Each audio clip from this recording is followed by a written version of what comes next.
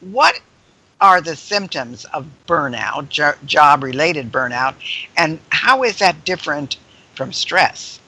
Well, there are three principal hallmarks or symptoms of burnout, and this was figured out by a very astute clinical psychologist by the name of Christina Maslach back in the 80s.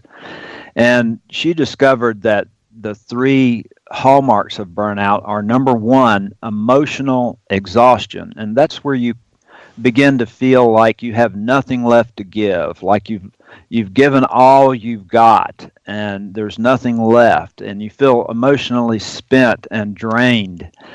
You can no longer give of yourself on an emotional or psychological level to the client, the customer, or the patient.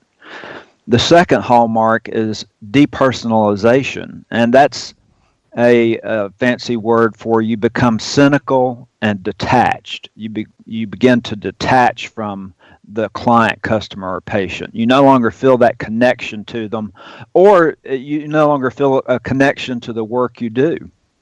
And the last hallmark is a lack of a sense of personal accomplishment, and that's when you begin to feel like what you're doing no longer makes a difference. It may, in fact, be making a difference, but you don't feel like you're making a difference. And so those three are the principal hallmarks. Now, men and women go through them a little differently. Women usually go through them in order.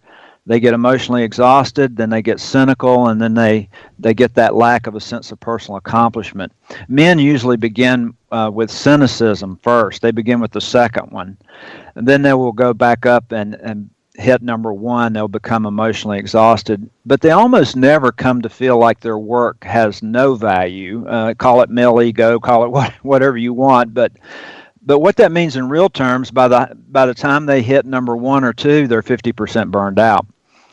So those are the three principal hallmarks: emotional exhaustion, depersonalization, and a lack of a sense of personal accomplishment. So there are a lot of things that are stressful that could lead to this. Well, there are 6 underlying causes for burnout. It turns out that only 10% of the time does the individual burn themselves out. 90% of the time, it's the work environment that burns out the individual. And what actually causes burnout, there are 6 major job-employee mismatches. There's a mismatch between the job the person is being asked to do and the person themselves. And those 6 mismatches are work overload, lack of control, insufficient reward, breakdown of community, absence of fairness, and conflicting values. And the thing about these 6 domains I just mentioned, you can take someone who's passionate, purpose-driven, on fire, and drop them in a toxic work environment where those 6 things are being negatively impacted, and you will burn them out every time. And you're right, there is a difference between stress and burnout. If you're burned out, I can say with 100% assurance you're stressed, but you can be stressed without being burned out.